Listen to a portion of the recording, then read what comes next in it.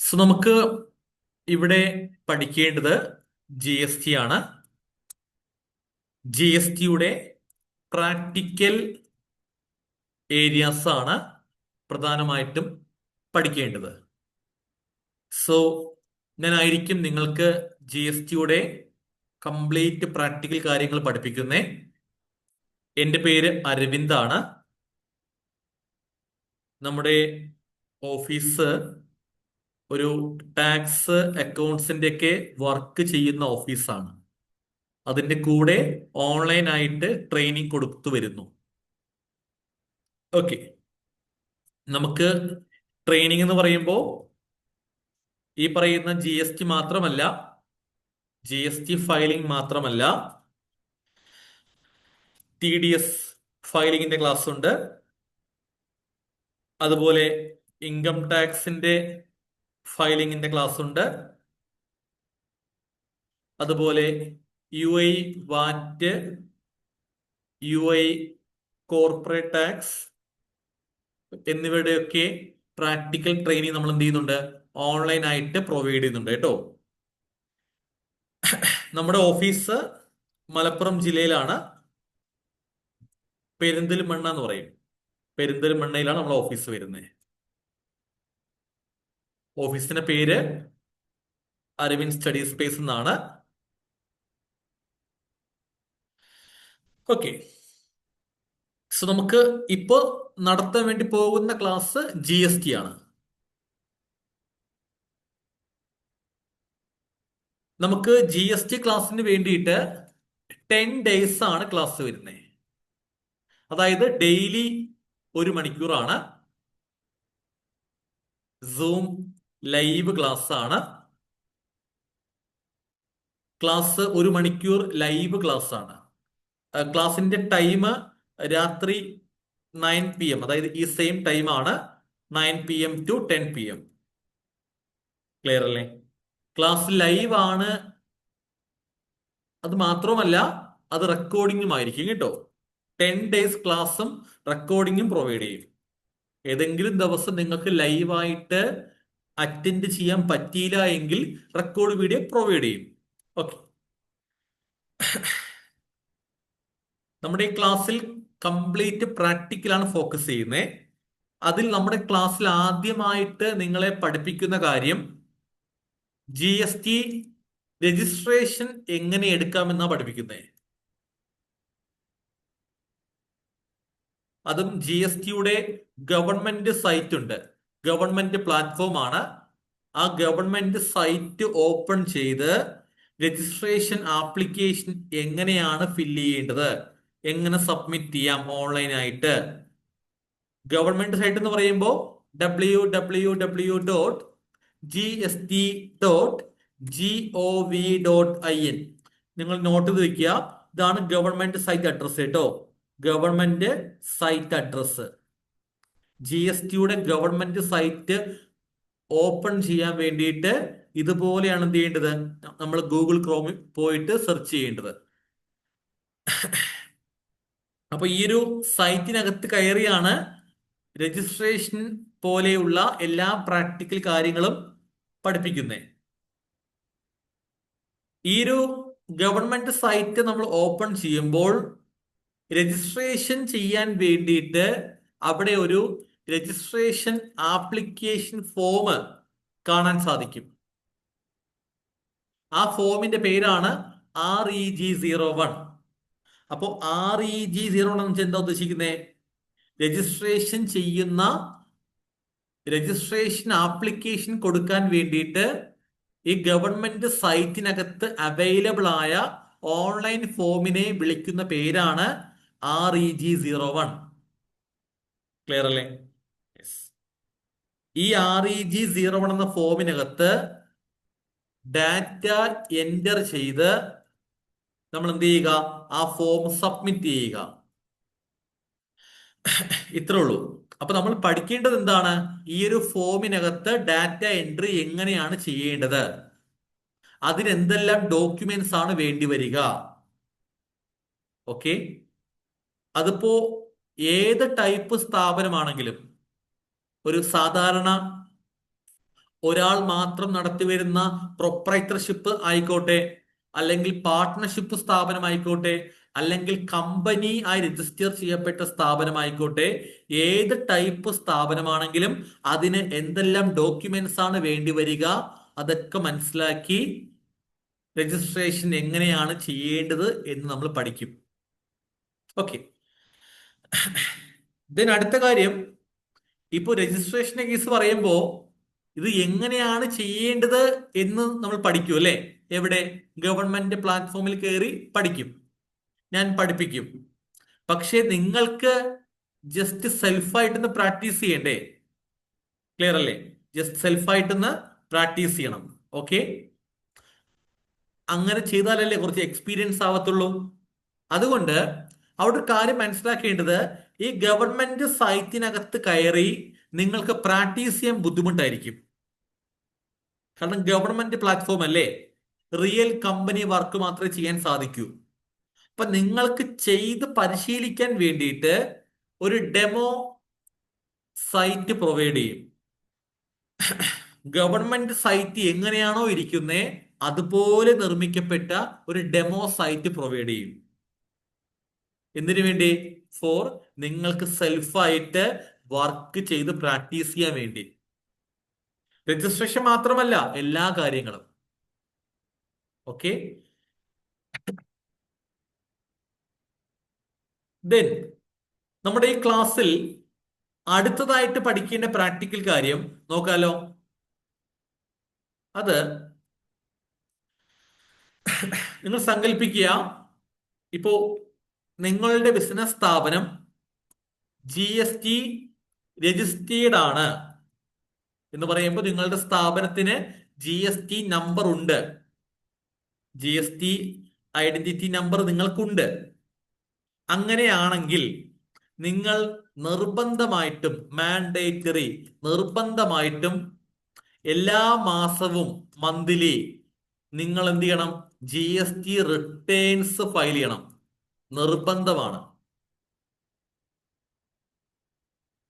Registration എടുത്താൽ return filing monthly നിർബന്ധമായിട്ടും ചെയ്യണം. എന്താണ് റിട്ടേൺ ഫയലിംഗ്?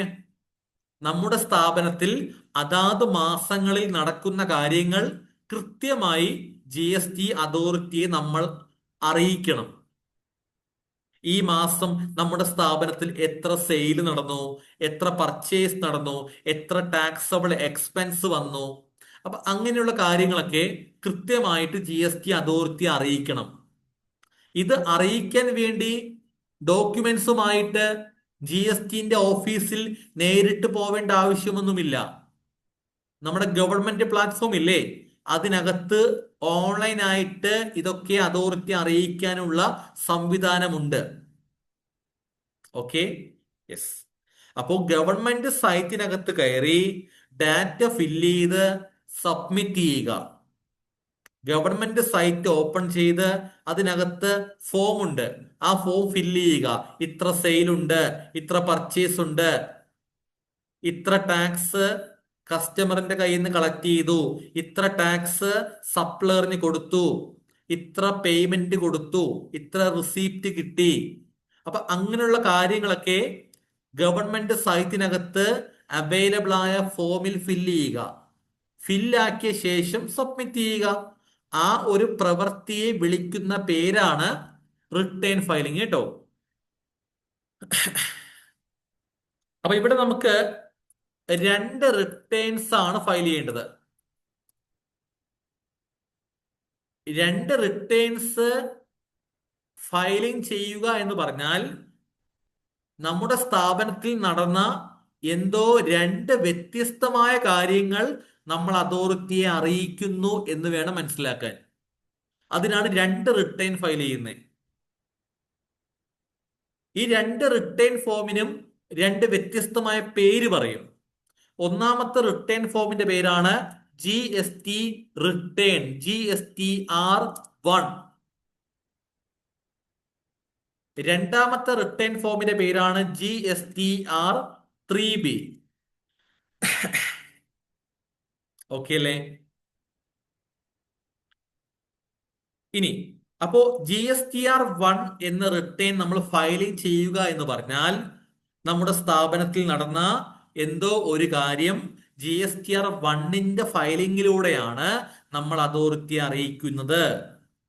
അതുപോലെ GSTR 3B നമ്മൾ ഫയലിംഗ് ചെയ്യുക എന്ന് പറഞ്ഞാൽ മറ്റെന്തോ ഒരു കാര്യം GSTR 3Bന്റെ ഫയലിംഗിലൂടെയാണ് നമ്മൾ അതോറിറ്റിയെ അറിയിക്കുന്നത്. ആ ഒരു കോൺസെപ്റ്റാണ് വേണ്ടത് അവിടെ. അപ്പോ എന്താണ് ആ കാര്യം നോക്കുക അല്ലെ. GSTR 1ന്റെ ആവശ്യം നമ്മുടെ ബിസിനസ് സ്ഥാപനത്തിൽ ആ ഒരു മാസം എത്ര സെയിൽസ് ആണ് നടന്നത്. ക്ലിയർ അല്ലേ. സെയിൽസ് ഡീറ്റെയിൽസ് മാത്രം കാണിക്കാൻ വേണ്ടി അനുവദിക്കപ്പെട്ട ഒരു ഡീറ്റെയിൽഡ് സെയിൽസ് സ്റ്റേറ്റ്മെന്റ് ആണ് ഏത് GSTR 1. സെയില് മാത്രമാണ് GSTR 1ൽ കാണിക്കേണ്ടത്. നിങ്ങളോട് ഒരാൾ ചോദിക്കുന്നു, താങ്കൾ കഴിഞ്ഞ മാസത്തെ GSTR 1 ഫയൽ ചെയ്തോ? എന്താ ഉദ്ദേശിക്കുന്നേ? കഴിഞ്ഞ മാസം നടന്ന സെയിൽസ് ഡീറ്റെയിൽസ് GST അതോറിറ്റിയെ അറിയിച്ചോ എന്നാ ഉദ്ദേശിക്കുന്നേ. ക്ലിയർ അല്ലേ. ഇത് എന്നാ ചെയ്യേണ്ടത്? Due date next month 11th ആണ്. എന്ന് പറഞ്ഞാൽ ഇതിപ്പോ ഏത് മാസം? ജൂലൈ മാസം അല്ലേ. ജൂലൈ ഇന്ന് 4-ാം തീയതി ആയല്ലേ. ജൂലൈ മാസത്തെ സെയിൽസ് ഡീറ്റെയിൽസ്, അതായത് ജൂലൈ മാസം 1 മുതൽ ജൂലൈ 31 വരെ നടന്ന സെയിൽസ് ഡീറ്റെയിൽസ് GSTR 1 എന്ന ഫോമിൽ ഡാറ്റ എൻറ്റർ ചെയ്ത് നെക്സ്റ്റ് മന്ത് ഏതാ? ജൂലൈ ഓഗസ്റ്റ് അല്ലേ. ഓഗസ്റ്റ് മാസം 11-ാം തീയതിക്കുള്ളിൽ ഫയൽ ചെയ്യണം. ഇനിയിപ്പോ കഴിഞ്ഞ മാസം എടുക്കാം. കഴിഞ്ഞ മാസം ഏതാ? ജൂൺ മാസം അല്ലേ. ജൂൺ മാസം നടന്ന സെയിൽസ് ആണെങ്കിലോ GSTR 1ൽ ഡാറ്റ എൻറ്റർ ചെയ്ത് ഈ മാസം ജൂലൈ മാസം ഇന്ന് 4-ാം തീയതി ആയില്ലേ, 11-ാം തീയതിക്കുള്ളിൽ ഫയൽ ചെയ്യണം. ക്ലിയർ അല്ലേ. ഈ GSTR 1 എന്ന ഫോമില്ലേ, ഈ GSTR 1 എന്ന ഫോം സെയിൽസ് ഡീറ്റെയിൽസ് മാത്രമാണ് കാണിക്കേണ്ടത്, നമുക്കറിയാം. എങ്കിൽ പോലും ഈ ഒരു ഫോമിനകത്ത് ടോട്ടൽ 23 ടേബിൾസ് വരുന്നുണ്ട്. കംപ്ലീറ്റ് ടേബിൾ നമുക്ക് പഠിക്കേണ്ടതാണ്. GSTR 1ൽ സെയിൽസ് മാത്രമല്ലേ കാണിക്കേണ്ടത്. അപ്പോ എന്തിനാണ് 23ഓളം ടേബിൾസ് GSTR 1ൽ വരുന്നേ? അങ്ങനെ ചിന്തിക്കണം. സെയിൽസ് ഡീറ്റെയിൽസ് GSTR 1ൽ നമ്മൾ റിപ്പോർട്ട് ചെയ്യേണ്ടത് പല വ്യത്യസ്ത രീതിയിലാണ്.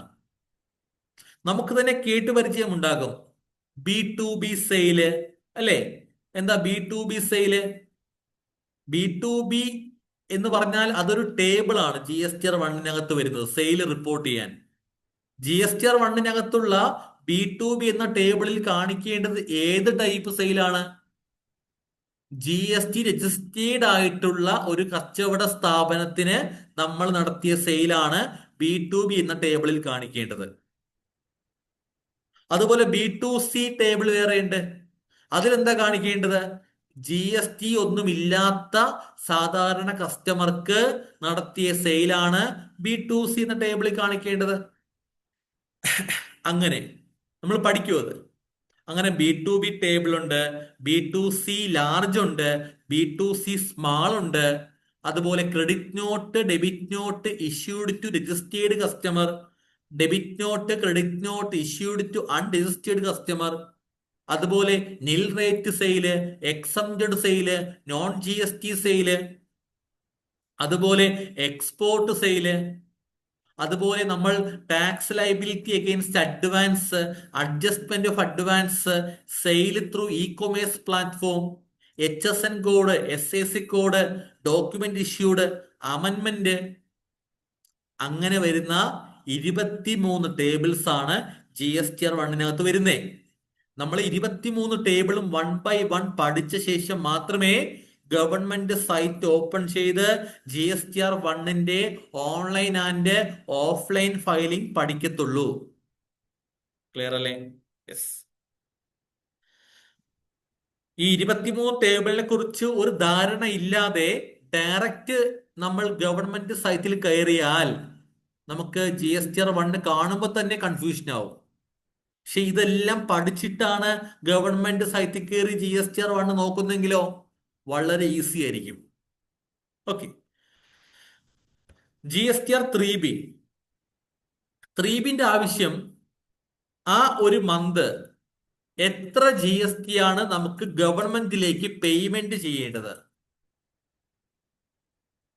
സിമ്പിളായി പറഞ്ഞാൽ ടാക്സ് അടയ്ക്കാൻ വേണ്ടി മാത്രം അനുവദിക്കപ്പെട്ട ഒരു മന്ത്ലി റിട്ടേൺ ഫോമാണ് GSTR 3B. ക്ലിയർ അല്ലേ? എന്നാ due date? Next month 20th ആണ്. എന്ന് പറഞ്ഞാൽ ഈ ജൂലൈ മാസത്തെ ടാക്സ് GSTR 3B എന്ന ഫോമിലൂടെ നെക്സ്റ്റ് മന്ത് ഓഗസ്റ്റ് മാസം 20ാം തീയതിക്കുള്ളിൽ പേയ്മെന്റ് ചെയ്യണം.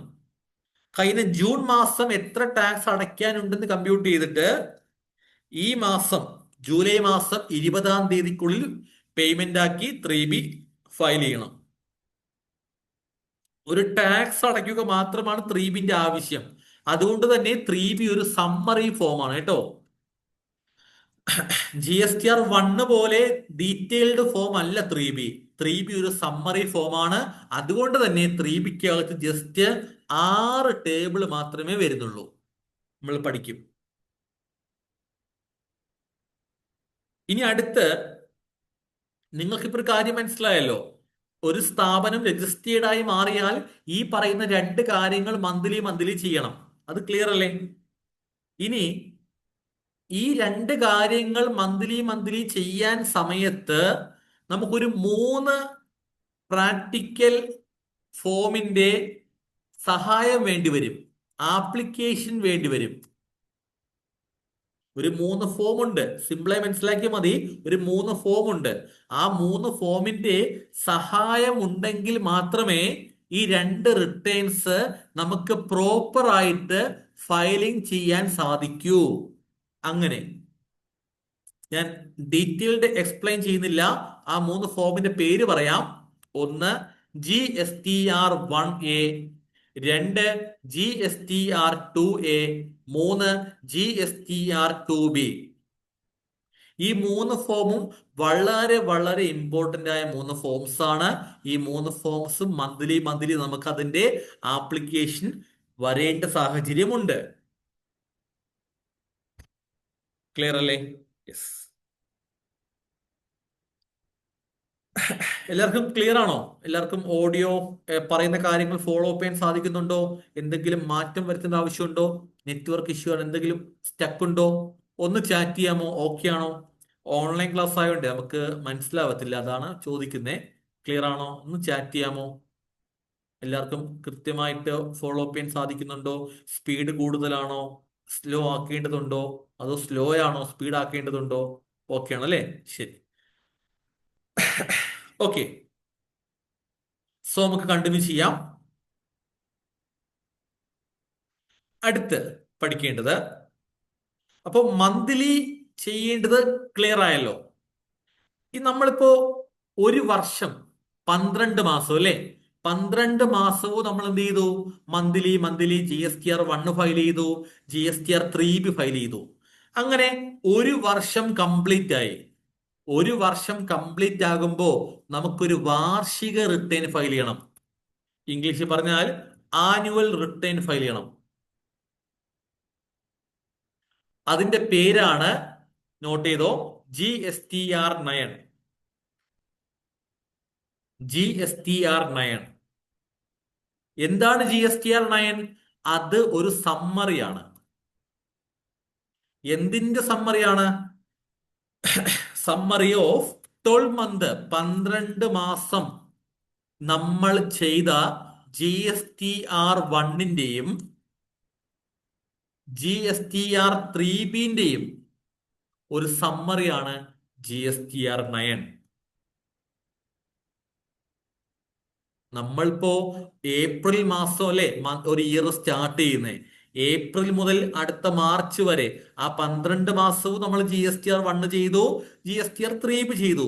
ആ 12 മാസം നമ്മൾ ചെയ്ത GSTR 1ന്റെയും GSTR 3 ചെയ്ത കാര്യങ്ങൾ ഓട്ടോമാറ്റിക്കലി GSTR 9 എന്ന വാർഷിക ഫോമിൽ വരും. ആ ഒരു രീതിയാണ് വരുന്നത് കേട്ടോ, മെക്കാനിസം അങ്ങനെ വരുന്നത്.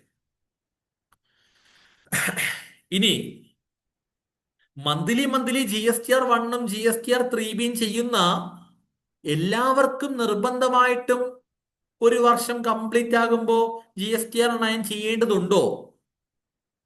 ഇല്ല. നമ്മുടെ സ്ഥാപനത്തിന്റെ വാർഷിക വിറ്റുവരവ്, അതായത് ആനുവൽ ടേൺ ഓവർ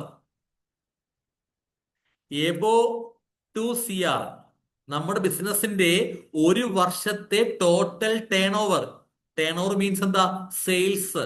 ഒരു വർഷം നടന്ന ടോട്ടൽ സെയിൽ എമൗണ്ട് 2 കോടിക്ക് മേലെ പോയിട്ടുണ്ടെങ്കിൽ മാത്രമേ നിർബന്ധമായിട്ടും GSTR 9 ഫയലിംഗ് ചെയ്യേണ്ടതുള്ളൂ. നിങ്ങൾ പറയുക, നിങ്ങളുടെ ബിസിനസ് സ്ഥാപനത്തിന്റെ ഒരു വർഷത്തെ സെയില് 2 കോടിക്ക് മേലുണ്ടോ? അങ്ങനെ ഉണ്ടെങ്കിൽ മാത്രമാണ് GSTR 9 നിർബന്ധമായിട്ടും ചെയ്യേണ്ടത്. ഇനി ഇല്ലെങ്കിലോ, ബിലോ 2 CR ആണെങ്കിലോ ചെയ്യണ്ട എന്നല്ല, ഇറ്റ്സ് ഓപ്ഷണൽ. നമുക്ക് വേണമെങ്കിൽ ചെയ്യാം. അപ്പോ വേണമെങ്കിൽ ചെയ്യാം 2 കോടിക്ക് ബിലോ ആണെങ്കിൽ. അപ്പൊ നിങ്ങൾ ആലോചിക്കും, ചെയ്യേണ്ട ആവശ്യമുണ്ടോ? 2 കോടിക്ക് ബിലോ ആണ്, വേണമെങ്കിൽ ചെയ്യെന്ന് പറയുന്നുണ്ടല്ലോ. അതിന് കുറച്ച് കാര്യങ്ങൾ പഠിക്കാനുണ്ട്. GSTR 9 ചെയ്താൽ ഒരുപാട് ഉപകാരമുണ്ട്. അത് നമ്മൾ എന്ത് ചെയ്യും? ക്ലാസ്സിൽ പഠിക്കും. ക്ലിയർ അല്ലേ? ആ ഉപകാരങ്ങൾ പഠിച്ചു കഴിയുമ്പോ നിങ്ങൾക്ക് തന്നെ മനസ്സിലാവും 2 കോടിക്ക് ബിലോ ആണെങ്കിലും 9 ചെയ്തേക്കാം. ക്ലിയർ അല്ലേ? ആ ഒരു ഐഡിയ കിട്ടും. ഓക്കെ. അടുത്ത് ഇനി GSTR 9 എന്നാ ഡ്യൂ ഡേറ്റ് വരുന്നേ? 31 December of next financial year ആണ് വരുന്നത്. എന്ന് പറഞ്ഞാൽ ഇപ്പൊ നടക്കുന്ന ഇയർ ഏതാണ്? 2025-26 അല്ലേ സാമ്പത്തിക വർഷം. ഈ ഇയറിന്റെ GSTR 9 എന്നാ ചെയ്യേണ്ടത്? നെക്സ്റ്റ് ഇയർ ഡിസംബർ 31 ആണ്. അതായത് 2026 ഡിസംബർ മാസം 31. ക്ലിയർ അല്ലേ? ഇപ്പൊ കഴിഞ്ഞ വർഷം ഏതായിരുന്നു? 2024-25 അല്ലേ? ഇപ്പൊ കംപ്ലീറ്റ് ആയ സാമ്പത്തിക വർഷം. എന്നാ ഡ്യൂ ഡേറ്റ്? ഈ വർഷം 2025 ഡിസംബർ മാസം 31. ക്ലിയർ അല്ലേ? ഇനി ഈ GSTR 9 എന്ന ഫോമിനകത്ത് എത്ര ടേബിൾസാ വരുന്നേ? ടോട്ടൽ ടേബിൾസ് 19 ടേബിളാ വരുന്നേ. പൊതുവെ എല്ലാരും പറയാറുണ്ട്, കേൾക്കാറുണ്ട്, GSTR 9 എന്ന വാർഷിക റിട്ടേൺ ചെയ്യാൻ വളരെ കോംപ്ലിക്കേഷൻ ആണെന്നൊക്കെ. പക്ഷേ ഞാൻ ഇവിടെ നിങ്ങളെ പഠിപ്പിക്കുന്ന രീതി, GSTR 1 23 ടേബിൾ, അത് പഠിച്ച ശേഷം മാത്രം ഫയലിംഗ് പഠിക്കുന്നു. GSTR 1 23 ടേബിൾ, 3B 6 ടേബിൾ, അത് പഠിച്ച ശേഷം ഫയലിംഗ് പഠിക്കുന്നു. അതേപോലെ GSTR 9 19 ടേബിൾ. ഈ ടേബിൾസ് കംപ്ലീറ്റ് ആദ്യം പഠിക്കുക. അങ്ങനെ പഠിച്ചു കഴിഞ്ഞാൽ ആ ടേബിളുകൾ തമ്മിലുള്ള ഒരു ബന്ധമുണ്ട്, കണക്ഷൻ, അത് മനസ്സിലാക്കാൻ പറ്റും. എന്നിട്ട് മാത്രമാണ് ഗവൺമെന്റ് പ്ലാറ്റ്ഫോമിൽ പോയി അതിന്റെ ഓൺലൈൻ ഫയലിംഗ് പഠിക്കാൻ ശ്രമിക്കേണ്ടത്. അങ്ങനെ പ്രോപ്പറായിട്ട് ആ ഒരു വേയിലൂടെ പോവുകയാണെങ്കിൽ നമുക്ക് ഒരിക്കലും കോംപ്ലിക്കേഷൻ ആവത്തില്ല. സിമ്പിൾ ആയിട്ട് കാര്യങ്ങൾ മനസ്സിലാക്കി എടുക്കാൻ സാധിക്കും. ഓക്കെ, ശരി. ഇനി അടുത്ത് ഒരു പഠിക്കേണ്ട മറ്റൊരു കാര്യമാണ് GSTR 9C. അതായത് ഇത് നമ്മൾ ചെയ്യേണ്ടത് ആനുവലി ചെയ്യേണ്ടതാണ്. ഇതിന്റെ പ്രത്യേകത, ഇതൊരു റീകൺസിലിയേഷൻ ഫോമാണ്. അതായത് ഇത് നിർബന്ധമായിട്ടും ചെയ്യേണ്ടത് എബോ 5 CR ആണ്. 5 കോടിക്ക് മേലെ ടേൺ ഓവർ ഉള്ള സ്ഥാപനങ്ങൾക്ക് മാത്രമാണ് നിർബന്ധമായിട്ടും GSTR 9C എന്ന റീകൺസിലിയേഷൻ ഫോം ചെയ്യേണ്ടത്. ഇത് കമ്പാരിസൺ ആണ്. നമ്മൾ ഓൾറെഡി ചെയ്ത, അതായത് 5 കോടിക്ക് മേലെന്ന് പറയുമ്പോൾ എന്തായാലും വർഷാവസാനം GSTR 9 ചെയ്യുമല്ലോ, അല്ലേ? ചെയ്യുമല്ലോ, യെസ്. അപ്പൊ നമ്മൾ ഓൾറെഡി ചെയ്ത GSTR 9 ഡാറ്റ നമ്മൾ എന്ത് ചെയ്യും? കമ്പാരിസൺ നടത്തും. ഏതുമായിട്ട്? വിത്ത് നമ്മുടെ കമ്പനിയുടെ ഓഡിറ്റ് ചെയ്യപ്പെട്ട ഫൈനാൻഷ്യൽ സ്റ്റേറ്റ്മെന്റുകളുമായിട്ട് കമ്പയർ ചെയ്യും. ഓഡിറ്റ് ചെയ്യപ്പെട്ട report, profit and loss account, balance sheet, audit ചെയ്ത ആ റിപ്പോർട്ട്സുമായിട്ട് നമ്മൾ ഓൾറെഡി ചെയ്ത് വെച്ച GSTR 9 ക്രോസ് ചെക്ക് ചെയ്യും. അങ്ങനെ ക്രോസ് ചെക്ക് ചെയ്യുമ്പോൾ എന്തെങ്കിലും വ്യത്യാസങ്ങൾ കണ്ടാൽ ആ വ്യത്യാസം വന്ന എമൗണ്ട് GSTR 9C റിപ്പോർട്ട് ചെയ്യും. ക്ലിയർ അല്ലേ? റിപ്പോർട്ടിങ് മാത്രം, ആ എമൗണ്ട് കാണിക്കുക മാത്രമല്ല, എന്തുകൊണ്ട് വ്യത്യാസം വന്നു, CA ഓഡിറ്റ് ചെയ്ത എമൗണ്ട് ഇതാണ്, പക്ഷെ നമ്മുടെ GSTR 9 പ്രകാരം ഇതാണ് എമൗണ്ട്, എന്തുകൊണ്ട് വ്യത്യാസം വന്നു, ആ റീസൺ കൂടി കാണിക്കും. അതാണ് റീകൺസിലിയേഷൻ. നമ്മൾ ബാങ്കിന്റെ ചെയ്യത്തില്ലേ, ബാങ്കിന്റെ ലെഡ്ജർ ബുക്കും ബാങ്കിന്റെ സ്റ്റേറ്റ്മെന്റുമായിട്ട് നമ്മൾ ക്രോസ് ചെക്ക് ചെയ്യത്തില്ലേ, BRS, അല്ലെ? ബാങ്ക് റീകൺസിലിയേഷൻ എന്ന് പറയില്ലേ, അതേമാതിരി ചെയ്യുന്ന കാര്യമാണിത്. നമ്മൾ പഠിക്കും ഇത്. ഈ ഒരു ഫോമിനകത്ത് ടോട്ടൽ 17 ടേബിൾസ് ഉണ്ട് കേട്ടോ. ഓക്കെ, ക്ലിയർ അല്ലേ? യെസ്. ഇനി അടുത്ത് പഠിക്കേണ്ടത്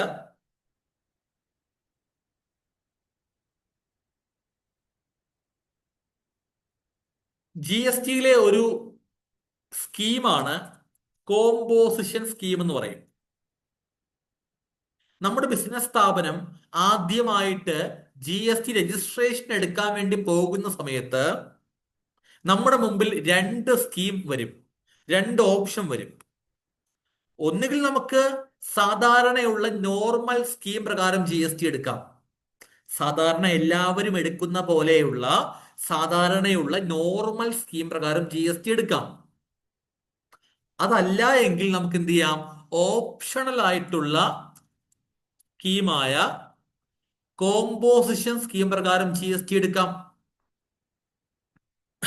അവിടെ നിങ്ങൾ മനസ്സിലാക്കേണ്ട ഒരു സത്യാവസ്ഥ, നമ്മുടെ രാജ്യത്ത് 90% ബിസിനസ് സ്ഥാപനങ്ങളും നോർമൽ GST ആണ് എടുത്തേക്കുന്നത്. ബാക്കി 10% മാത്രമാണ് കോമ്പോസിഷൻ സ്കീം പ്രകാരം GST എടുത്തേക്കുന്നത്. ക്ലിയർ അല്ലേ? ഇനി നിങ്ങൾ നോർമൽ സ്കീം പ്രകാരമല്ല, നിങ്ങളുടെ ബിസിനസ് സ്ഥാപനം കോമ്പോസിഷൻ എന്ന് പറയുന്ന ഈ സ്കീം പ്രകാരമാണ് GST എടുത്തത് എങ്കിൽ ഞാൻ മുകളിൽ പറഞ്ഞ ഒരു റിട്ടേൺസ് നിങ്ങൾക്ക് ചെയ്യേണ്ട. നിങ്ങൾക്ക് GSTR 1 ഫയൽ ചെയ്യേണ്ട, GSTR 3B ഫയൽ ചെയ്യേണ്ട, GSTR 1A വേണ്ട, GSTR 2A വേണ്ട, GSTR 2B വേണ്ട. നിങ്ങൾക്ക് വർഷ അവസാനമാകുമ്പോൾ GSTR 9 ചെയ്യേണ്ട, GSTR 9Cയും ചെയ്യേണ്ട. അത് മാത്രമല്ല, നിങ്ങൾക്ക് മന്ത്ലി ഒന്നും ചെയ്യേണ്ട. പകരം നിങ്ങൾക്ക് ക്വാർട്ടേർലി 3 മാസം കൂടുമ്പോ ഒരു ഫയലിംഗ് ഉണ്ട്. അതിന്റെ പേരാണ് CMP08. CMP08 എന്ന് പറയും. ഇതാണ് ചെയ്യേണ്ടത്. കോമ്പോസിഷൻ സ്കീം പ്രകാരം GST എടുത്ത സ്ഥാപനങ്ങൾ 3 മാസം കൂടുമ്പോ ഫയലിംഗ് ചെയ്യേണ്ട ഫോമിന്റെ പേരാണ് CMP08. അപ്പോ ഒരു വർഷം 4 പ്രാവശ്യമാണ് ചെയ്യേണ്ടത്. 4 പ്രാവശ്യം കേട്ടോ. ദെൻ ഒരു വർഷം കംപ്ലീറ്റ് ആകുമ്പോ ഒരു ആനുവൽ ഫയലിംഗ് ഉണ്ട്. അതിന്റെ പേരാണ് GSTR 4. ക്ലിയർ അല്ലേ? യെസ്. ഓക്കെ. അപ്പോ ഇത് രണ്ടും മാത്രമാണ് കോമ്പോസിഷൻ സ്കീം പ്രകാരം GST എടുത്തവർക്ക് നോക്കിയിട്ട് ആവശ്യമുള്ളൂ. ക്ലിയർ അല്ലേ? നമ്മൾ പഠിക്കും. ഇനി അടുത്ത് നോക്കേണ്ടത് എന്തെല്ലാം ഡോക്യുമെന്റ്സ് ആണ് നമ്മൾ പ്രിപ്പയർ ചെയ്യേണ്ടത്. GST രജിസ്റ്റേർഡ് സ്ഥാപനങ്ങൾ എന്തെല്ലാം ഡോക്യുമെന്റ്സിനെ കുറിച്ചാണ് അറിഞ്ഞിരിക്കേണ്ടത്, എന്തെല്ലാമാണ് പ്രിപ്പയർ ചെയ്യേണ്ടത്? ക്ലിയർ അല്ലേ? ഫോർ എക്സാമ്പിൾ, ഇപ്പൊ പ്രധാനപ്പെട്ട ഒരു ഡോക്യുമെന്റ് ആണ് ടാക്സ് ഇൻവോയ്സ്. ടാക്സ് ഇൻവോയ്സ് എന്താണ്, അത് എങ്ങനെ പ്രിപ്പയർ ചെയ്യാം? അതുപോലെ ബിൽ ഓഫ് സപ്ലൈ എന്താണ്, ഡെബിറ്റ് നോട്ട് എന്താണ്, ക്രെഡിറ്റ് നോട്ട് എന്താണ്, receipt voucher, refund voucher, payment voucher, revised invoice, self invoice, delivery ചെല്ലാൻ. അതുപോലെ മറ്റൊരു പ്രധാനപ്പെട്ട പ്രാക്ടിക്കലി നമുക്ക് പഠിക്കേണ്ട ഒരു ഡോക്യുമെന്റ് ആണ് e way bill. E way bill എങ്ങനെ ജനറേറ്റ് ചെയ്യാം? ക്ലിയർ അല്ലേ? അപ്പോ ഇതെല്ലാം നമുക്ക് പഠിക്കാൻ പറ്റും. അപ്പോ ഇത്രയും കാര്യങ്ങളാണ് നമുക്ക് എന്ത് ചെയ്യേണ്ടത്, നമ്മുടെ ഈ ഒരു 10 ഡേയ്സ് വരുന്ന ക്ലാസ്സിൽ പഠിക്കേണ്ടത്. ഓക്കെ അല്ലേ? ക്ലിയർ അല്ലേ? യെസ്. എന്നാൽ ഈ പറയുന്ന പ്രാക്ടിക്കൽ കാര്യങ്ങളൊക്കെ നിങ്ങൾക്ക് പഠിക്കാൻ, ഞാൻ പഠിപ്പിക്കുമ്പോൾ നിങ്ങൾക്ക് പഠിക്കാൻ സാധിക്കണമെങ്കിൽ കുറച്ച് തിയററ്റിക്കൽ ബേസ് വേണം. ക്ലിയർ അല്ലേ? അതുകൊണ്ട് കുറച്ച് തിയററ്റിക്കൽ ടേംസ്, ചില കാര്യങ്ങളുടെ മീനിങ് അറിയേണ്ടതുണ്ട്. അതുകൊണ്ട് അതും കൂടെ എന്ത് ചെയ്യും, ആദ്യം പഠിപ്പിക്കും. അതായത് ഇപ്പൊ എന്താണ് CGST, എന്താണ് SGST, എന്താണ് അറിയാമായിരിക്കും, എങ്കിലും പഠിപ്പിക്കും. എന്താണ് IGST, അതുപോലെ എന്താണ് ഔട്ട്പുട്ട് GST, അതുപോലെ എന്താണ് ഇൻപുട്ട് GST, അതുപോലെ എന്താണ് ഇൻട്രാ സ്റ്റേറ്റ്, എന്താണ് ഇന്റർ സ്റ്റേറ്റ്. ക്ലിയർ അല്ലേ? അതുപോലെ എന്താണ് QRMP സ്കീം, അതുപോലെ എന്താണ് സെറ്റ് ഓഫ് ചെയ്യുക എന്ന് പറഞ്ഞ എന്താണ്, അങ്ങനെ കുറച്ച് കാര്യങ്ങൾ. അതുപോലെ എന്താണ് reverse charge mechanism, RCM supply എന്ന് പറയും. അങ്ങനെ കുറച്ച് തിയററ്റിക്കൽ കാര്യങ്ങൾ എന്ത് ചെയ്യും, നമ്മൾ പഠിക്കും. ഈ തിയററ്റിക്കൽ കാര്യങ്ങൾ പഠിച്ച ശേഷമാണ് പ്രാക്ടിക്കലായിട്ട് ഗവൺമെന്റ് പ്ലാറ്റ്ഫോമിൽ പോയി നമ്മൾ പഠിക്കുന്നത്. ഓക്കെ അല്ലേ? യെസ്. ഇനി ക്ലാസ്സിനെ കുറിച്ച് പറയുകയാണെങ്കിൽ, ഞാൻ പറഞ്ഞു 10 ഡേയ്സ് ആണ് ക്ലാസ് വരുന്നത്. ലൈവ് ക്ലാസ് ആണ് അല്ലെ? ഈ സൂം എന്ന പ്ലാറ്റ്ഫോമിൽ ലൈവായിട്ട് പഠിപ്പിക്കുന്നത്. ലൈവ് ആണെങ്കിലും അത് റെക്കോർഡിങ്ങും നിങ്ങൾക്ക് അവൈലബിൾ ആയിരിക്കും. ഇനി ക്ലാസിന്റെ റെക്കോർഡ് വീഡിയോ നിങ്ങൾക്ക് എത്ര ദിവസം വരെയാണ് അവൈലബിൾ? അൺലിമിറ്റഡ്. നിങ്ങൾക്കിത് ഒരിക്കലും നഷ്ടപ്പെട്ടു പോകത്തില്ല. നിങ്ങൾക്ക് എത്ര പ്രാവശ്യമാണെങ്കിലും കാണാം. ക്ലിയർ അല്ലേ? ദെൻ ഇതിൽ എന്തെല്ലാം കാര്യങ്ങൾ പഠിപ്പിക്കുന്നുണ്ടോ അതിന്റെയൊക്കെ PDF നോട്ട് പ്രൊവൈഡ് ചെയ്യും. ഞാൻ തന്നെ തയ്യാറാക്കിയ നോട്ട്സ് ആണ്. അതിനകത്ത് ഞാൻ ഇവിടെ പറഞ്ഞില്ലേ, ഓരോ റിട്ടേൺ ഫോമിനകത്തും ഇത്ര ഇത്ര ടേബിൾസ് ഉണ്ടെന്ന് പറഞ്ഞില്ലേ, അതെല്ലാം എക്സ്പ്ലെയിൻ ചെയ്യുന്ന ഒരു കോൺസെപ്റ്റ് എക്സ്പ്ലെയിൻ ചെയ്യുന്ന ഒരു PDF നോട്ട് പ്രൊവൈഡ് ചെയ്യും. ക്ലിയർ അല്ലേ? യെസ്. ദെൻ നേരത്തെ പറഞ്ഞ കാര്യമാണ്, ഇവിടെ നിങ്ങൾ പഠിച്ച, ഞാൻ പഠിപ്പിച്ച എല്ലാ കാര്യങ്ങളും നിങ്ങൾക്ക് എന്ത് ചെയ്യാം, സെൽഫായിട്ട് പ്രാക്ടീസ് ചെയ്യാൻ സാധിക്കും. അതിനു വേണ്ടിയിട്ട് ഒരു ഡെമോ സൈറ്റ് നിങ്ങൾക്ക് പ്രൊവൈഡ് ചെയ്യും. ക്ലിയർ? ദെൻ ഈ കോഴ്സ് കംപ്ലീറ്റ് ആക്കിയ ശേഷം നിങ്ങൾക്ക് കോഴ്സ് കംപ്ലീഷൻ സർട്ടിഫിക്കറ്റും പ്രൊവൈഡ് ചെയ്യും. ദെൻ ഈ കോഴ്സ് കംപ്ലീറ്റ് ആക്കിയ ശേഷം നിങ്ങൾക്ക് എന്തെങ്കിലും ഡൗട്ട്സ് വന്നാൽ ആ ഡൗട്ട്സ് നിങ്ങൾക്ക് എന്ത് ചെയ്യാം, എന്നോട് ചോദിക്കാം. ഡൗട്ട് ക്ലിയറിംഗ് സപ്പോർട്ട് ഉറപ്പായിട്ട് പ്രൊവൈഡ് ചെയ്യും. അതിന്റെ കൂടെ നിങ്ങൾ വർക്ക് ചെയ്യുമ്പോൾ എന്തെങ്കിലും ടെക്നിക്കലി ബുദ്ധിമുട്ട് വന്നാൽ വർക്ക് സപ്പോർട്ടും പ്രൊവൈഡ് ചെയ്യും. ക്ലിയർ അല്ലേ? ഈ വർക്ക് സപ്പോർട്ട് പ്രൊവൈഡ് ചെയ്യുക എന്ന് പറയുമ്പോൾ അവിടെ ഞാൻ ഒരു പോയിന്റ് ആഡ് ഓൺ ആയി പറയാം. മറ്റൊരു എക്സ്ട്രാ ഓഫറാണത്. മറ്റൊന്നുമല്ല, നമ്മുടെ ഈ ഒരു 10 days വരുന്ന ഓൺലൈൻ ക്ലാസ്സിൽ നിങ്ങൾ ഫീ പേയ്മെന്റ് ചെയ്ത് ജോയിൻ ചെയ്തു. അങ്ങനെ ചെയ്തവർക്ക് 1 year വരെ 1 year വരെ നമ്മൾ എന്ത് ചെയ്യും? വർക്ക് സപ്പോർട്ട് പ്രൊവൈഡ് ചെയ്യും. ക്ലിയർ അല്ലേ? എന്ന് പറഞ്ഞാൽ നിങ്ങൾക്ക് ഈ ക്ലാസ്സിൽ ജോയിൻ ചെയ്തു ശേഷം നിങ്ങളുടെ സ്ഥാപനത്തിന്റെ GST ഫയലിംഗ് വർക്കൊക്കെ സ്വന്തമായി ചെയ്യാൻ വേണ്ടിയല്ലേ ഇതിൽ പഠിക്കുന്നേ? പഠിച്ചു, നിങ്ങൾക്ക് അറിയാം, സ്വന്തമായി ചെയ്യാൻ അറിയാം, വർക്ക് സപ്പോർട്ടും കിട്ടുന്നുണ്ട്. പക്ഷെ നിങ്ങൾക്ക് മറ്റെന്തെങ്കിലും ബുദ്ധിമുട്ട് കാരണം അത് ചെയ്യാൻ പറ്റാത്ത അവസ്ഥ വന്നാൽ, നിങ്ങളുടേതായ ബുദ്ധിമുട്ട് കാരണം സ്വന്തമായി ചെയ്യാൻ പറ്റുന്നില്ല, അയ്യോ ഞാൻ ക്ലാസ്സിൽ ഫീ അടച്ച് ജോയിൻ ചെയ്തു, പഠിച്ചു, പക്ഷേ സ്വന്തമായി ചെയ്യാൻ പറ്റുന്നില്ല, ഇപ്പോ എനിക്ക് മറ്റൊരാളെ ഏൽപ്പിക്കേണ്ട അവസ്ഥ വരുന്നു, അങ്ങനത്തെ സിറ്റുവേഷൻ വന്നാൽ നിങ്ങൾക്ക് നിങ്ങളുടെ വർക്ക് എന്നെ ഏൽപ്പിക്കാം. ഞാൻ നിങ്ങൾക്ക് ഫ്രീ ആയിട്ട് ചെയ്തു തരും അപ് ടു 1 year. ക്ലിയർ അല്ലേ? യെസ്. ഓക്കെ. അപ്പോ നിങ്ങൾക്ക് അങ്ങനെ അവസ്ഥ വന്നാൽ എന്നെ ഏൽപ്പിച്ചാൽ മതി. മാക്സിമം എന്ത് ചെയ്യുക? സ്വന്തമായി ചെയ്യാൻ വേണ്ടി ശ്രമിക്കുക. ക്ലിയർ അല്ലേ? അത്രയും വർക്ക് സപ്പോർട്ട് പ്രൊവൈഡ് ചെയ്യും. അത് ഇവിടെ നിന്നൊരു ഗ്യാരണ്ടിയാ വരുന്നത് കേട്ടോ. ആർക്കും അതിൽ ഡൗട്ട് വേണ്ട. ക്ലിയർ അല്ലേ? ഓക്കെ. ദെൻ നമ്മുടെ കോഴ്സ് ഫീ വരുന്നുണ്ട്. നിങ്ങൾക്ക് അറിയാമായിരിക്കും, ഇവിടുന്ന് കോൺടാക്ട് ചെയ്തു അല്ലേ? കോഴ്സ് ഫീ നമുക്ക് 3000 ഫീ വരുന്നത്. ക്ലിയർ അല്ലേ? ചെറിയൊരു ഫീ ആണ്. ഇവിടെ പ്രൊവൈഡ് ചെയ്യുന്ന ഈ ഒരു ട്രെയിനിങ് സർവീസ് ബന്ധപ്പെടുത്തി പറയുമ്പോൾ ഇതൊരു ചെറിയ ഫീ ആണ്. അതുകൊണ്ട് തന്നെ ഇതൊരു സിംഗിൾ പേയ്മെന്റ് ആണ്. ക്ലിയർ അല്ലേ? നമ്മുടെ ക്ലാസ് സ്റ്റാർട്ട് ചെയ്യുക നാളെയാണ്, July 5. നാളെ രാത്രി 9 മണിക്ക് നമ്മുടെ ക്ലാസ് സ്റ്റാർട്ട് ചെയ്യും.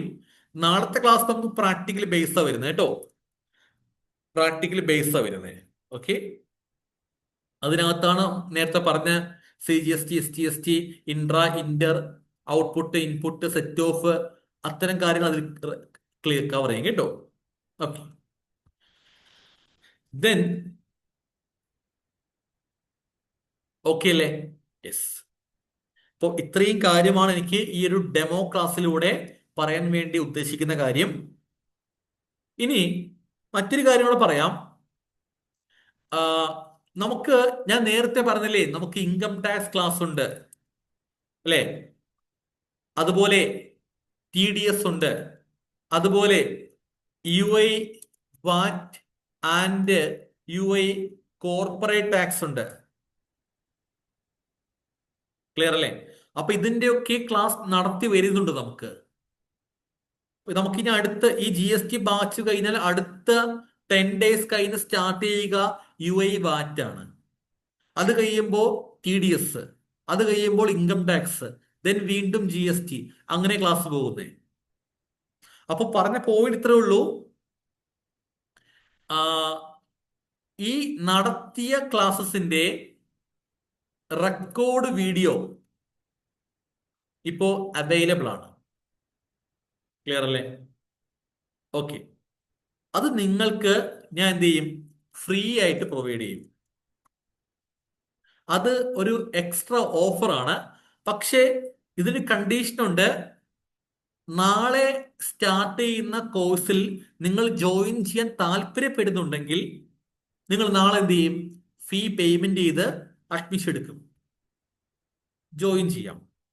എന്നാൽ നിങ്ങൾക്ക് അങ്ങനെ താല്പര്യപ്പെടുന്നവർ, ജോയിൻ ചെയ്യുന്നുണ്ട് എന്നുള്ളവർ ഇപ്പോ ഇന്ന് തന്നെ ഫീ പേയ്മെന്റ് ചെയ്ത് സീറ്റ് കൺഫേം ആക്കിയാൽ നിങ്ങൾക്ക് ഇന്ന് തന്നെ ഈ റെക്കോർഡിംഗ് കംപ്ലീറ്റ് ഫ്രീ ആയി പ്രൊവൈഡ് ചെയ്യും. നാളെ മുതൽ എന്ത് ചെയ്യാം? ലൈവായിട്ട് അറ്റൻഡ് ചെയ്യാൻ സാധിക്കും. ഇതൊരു എക്സ്ട്രാ ഓഫറാണ്. ഇത് ആവശ്യമില്ലാത്തവർ ലീവ് ചെയ്യുക. ഈ മൂന്നും മാത്രമല്ല കേട്ടോ, പ്രീവിയസ് നടത്തിയ GST റെക്കോർഡിംഗും ഉണ്ടാവും കേട്ടോ. നാളെ നമ്മൾ സ്റ്റാർട്ടിങ് ക്ലാസ് ആണ്. പ്രീവിയസ് നടത്തിയ കംപ്ലീറ്റ് ഒന്നും കൂടെ അയക്കും. ഓൾമോസ്റ്റ് എല്ലാം കൂടെ ഒരു 55 റെക്കോർഡിംഗ്, 55 വീഡിയോസ് ഉണ്ടാവും കേട്ടോ. ഓക്കെ, ക്ലിയർ അല്ലേ? അപ്പൊ അങ്ങനെ ഇന്ന് ഫീ പേയ്മെന്റ് ചെയ്ത് ക്ലാസ്സിൽ ജോയിൻ ചെയ്യാൻ താല്പര്യപ്പെടുന്നുണ്ടെങ്കിൽ എന്ത് ചെയ്യുക? ഇതിലേക്ക് ഫീ പേയ്മെന്റ് ചെയ്യുക. ഗൂഗിൾ പേ നമ്പർ ആണിത്, 8137835422. ഇത് എന്റെ നമ്പറാണ്, അരവിന്ദ പേര് കേട്ടോ. ഇതിലേക്ക് ഫീസ് 3000 പേയ്മെന്റ് ചെയ്ത് അതിന്റെ സ്ക്രീൻഷോട്ട് നമ്മളിപ്പോൾ ഡെമോ ക്ലാസ് ഗ്രൂപ്പില്ലേ, ആ ഗ്രൂപ്പിലേക്ക് ഷെയർ ചെയ്യുക. നിങ്ങളെ ആ ഗ്രൂപ്പിൽ നിന്ന് റിമൂവ് ചെയ്ത് ക്ലാസിന്റെ പെയ്ഡ് ഗ്രൂപ്പ് ഉണ്ട്, അതിലേക്ക് ആഡ് ചെയ്യും. ദെൻ പേഴ്സണലായിട്ട് വാട്സപ്പിൽ പ്രീ റെക്കോർഡ് വീഡിയോസ് അയക്കുകയും ചെയ്യും കേട്ടോ. ഓക്കെ അല്ലേ? യെസ്. സോ ക്ലിയർ അല്ലേ? ഇത്രയും കാര്യമാണ് ഈ ഡെമോ ക്ലാസ്സിൽ പറയാൻ വേണ്ടി ഉദ്ദേശിച്ച പോയിന്റ് കേട്ടോ. ഓക്കെ, നമുക്ക് ക്ലാസ് വൈൻഡ് അപ്പ് ചെയ്താലോ? ക്ലിയർ അല്ലേ? ഒന്ന് ചാറ്റ് ചെയ്യുക. എല്ലാവർക്കും ഓക്കെ അല്ലേ? ജാസിർ, വാറ്റ് കോർപ്പറേറ്റ് ടാക്സ് പഠിപ്പിക്കുവോ? ആ ക്ലാസ് ലൈവ് വരുന്നുണ്ട്, റെക്കോർഡ് വീഡിയോസ് അവൈലബിൾ ആണ്. അത് മതിയെങ്കിൽ എന്ത് ചെയ്യുക, ഇന്ന് GST ക്ലാസ്സിൽ ജോയിൻ ചെയ്താൽ മതി കേട്ടോ. ഓക്കെ, ശരി. അപ്പൊ ഓക്കെ, ഗുഡ് നൈറ്റ്. ഈ ഡെമോ ക്ലാസ്സും റെക്കോർഡിംഗ് ആയിട്ടോ, ഞാൻ റെക്കോർഡ് അയക്കും. ലൈവായിട്ട് ഡെമോ അറ്റൻഡ് ചെയ്യാൻ ബുദ്ധിമുട്ട് വന്നവർ റെക്കോർഡ് കണ്ടാൽ മതി. ഓക്കെ, ശരി. അപ്പൊ ഓക്കെ, ഗുഡ് നൈറ്റ്.